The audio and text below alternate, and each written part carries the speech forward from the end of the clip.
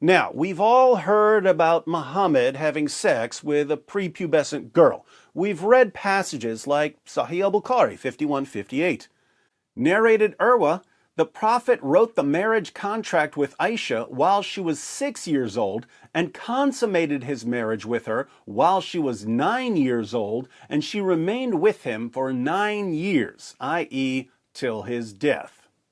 We've seen our favorite dawagandist, Ali Dawa, claiming that if his daughter got her first period at the age of 9, he would tell her that she's ready for marriage. If my daughter reached the age of menstruation at 9 years old, I would say you are ready. You are ready to get married. As revolting as it is to hear Ali Dawa say that he would tell a 9-year-old girl that she's ready for marriage, keep in mind that Ali Dawa is a better man than his prophet, because his prophet didn't wait until Aisha had reached puberty. And we're proud of that. We've seen Sheikh Yasser Qadi tell Muslims to stop lying about Aisha by claiming that she was older than 9 when her prophet penetrated her with his 54-year-old penis. And oh Muslims, don't apologize for the truth and don't distort the truth. There are Muslims that try to deny this. Oh, he didn't marry Aisha as a young girl. Ya akhi, look, that's not the way forward. We don't lie for the sake of our religion. Astaghfirullah. We have the truth.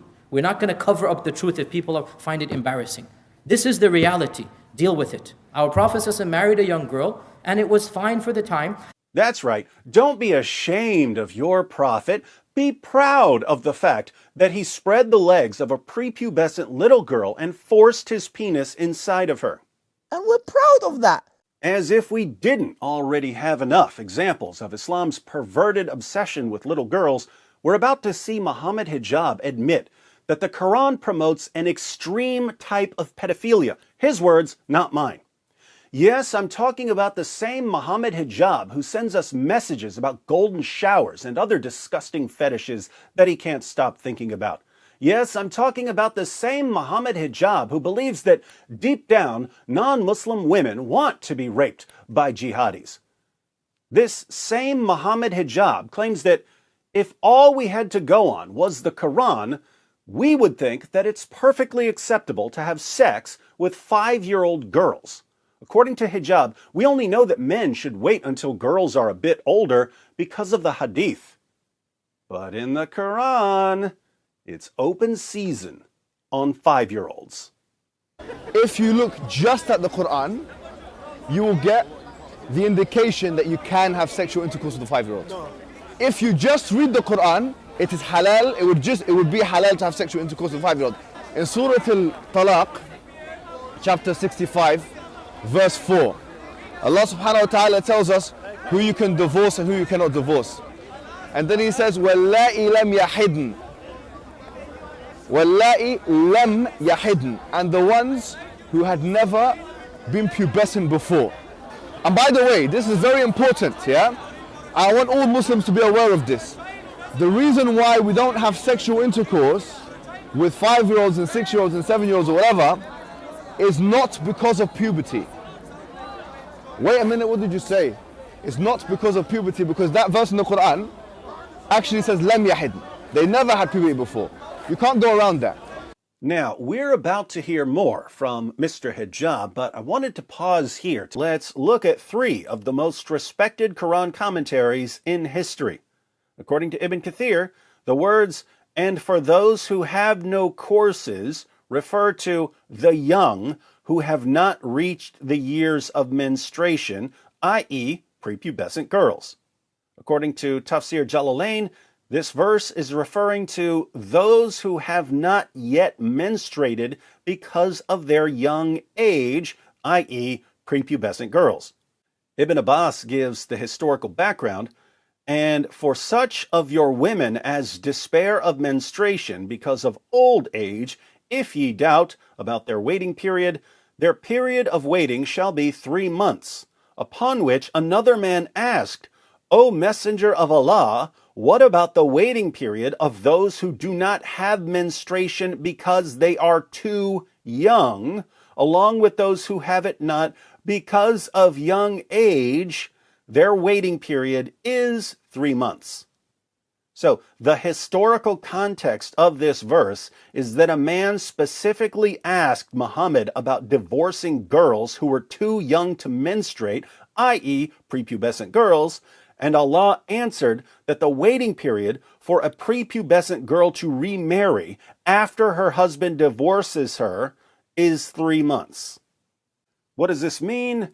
It means that, according to the Quran, a man can marry a prepubescent girl, then have sex with her, then divorce her, then pass her on to the next man who can marry her, have sex with her, and divorce her, and so on, all before the girl has ever reached puberty.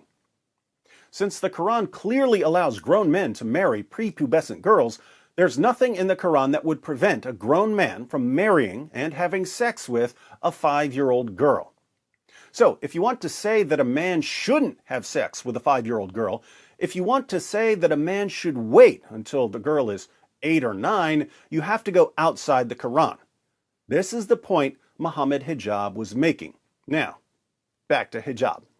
The Quran doesn't say anywhere in the Quran that the woman has to be pubescent. I dare you to find one verse in the Quran where it says you're not allowed to marry someone based on harm, or you're not allowed to have sexual intercourse based on harm, or you're not allowed to marry someone based on puberty. So if you're Quran alone, you're allowed to have sexual intercourse with 5-year-olds. Get me one verse in the Quran which says the woman has to be pubescent. One verse.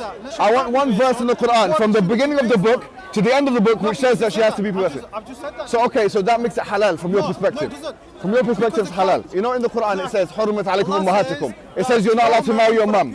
It says you're not allowed to marry your sister, your auntie. Where does it say you're not allowed to marry a prepubescent? I'm looking for one verse that you can say, you pinpoint it and say this is where it says prepubescent marriage or whatever is not allowed. So if you're Quran alone, you're steered towards pedophilia, a severe type of pedophilia, a wife abuse, a severe type of wife abuse.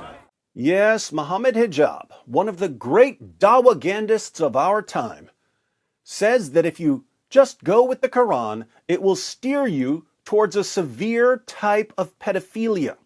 So if you're Quran alone, you're steered towards pedophilia, a severe type of pedophilia. That's why we need the Hadith, to steer us towards a less severe, more moderate type of pedophilia. Think about this. There are perverts all over the place. We know about the Catholic priest scandals. There are atheist pedophiles. If you watch a few episodes of To Catch a Predator, you'll see sexual predators from all kinds of backgrounds. But here's the thing. People who think that sex with children is okay generally have to keep quiet about that. They don't get to go around running their mouths about the joys of pedophilia. If they were to openly promote pedophilia, they would run into some problems. Anyone who openly promotes pedophilia in the 21st century will be publicly exposed and condemned. There's only one exception. Where do you see grown men openly discussing sex with little girls and getting away with it? Where do you see grown men publicly trying to convince other grown men that there's nothing wrong with marrying little girls? Only in Islam, and it's just part of dawah. And the better you are at defending pedophilia, the more popular you'll become as a Muslim apologist. Only in Islam. If an atheist came out tomorrow and said, there's nothing wrong with a grown man having sex with a little girl, he would be shunned by the atheist community. If a Christian came out tomorrow and said, there's nothing wrong with a grown man having sex with a little girl, he would be shunned by the Christian community. But in Islam, not only is it perfectly acceptable to defend and promote sex with little girls, it's apparently one of the defining features of Islam's top scholars and most beloved apologists. Why are these grown men in Western nations in the 21st century openly defending and promoting pedophilia? Because their prophet was a pedophile. You're proud of that. You're proud of that. You're proud of